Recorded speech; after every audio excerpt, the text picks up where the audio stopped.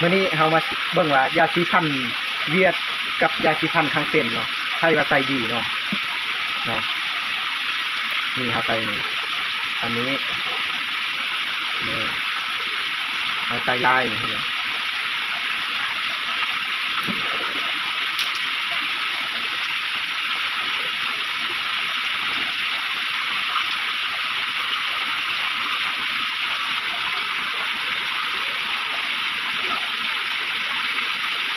ได้แต่นี่จะทำหนีเนาะ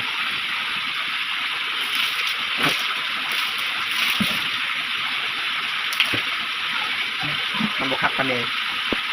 บัดนี้มาใส่ยาสีฟันออลันเทจากทางเส้นเนาะมาเลยเริ่มเข้าใจนี่ใส่จนบ่อยากเห็นเลยนี่น้อยเดียวมาเบิ่งรสชาติมัน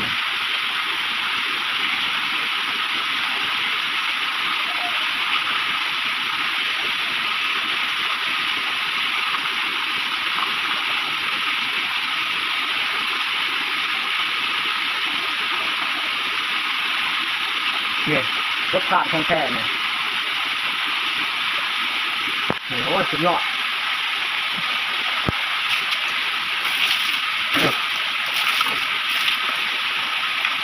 ใช่แล้วสดชื่นปากสะอาดนี่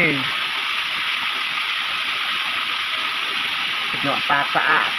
เดี๋ยวสดชื่นเนาะ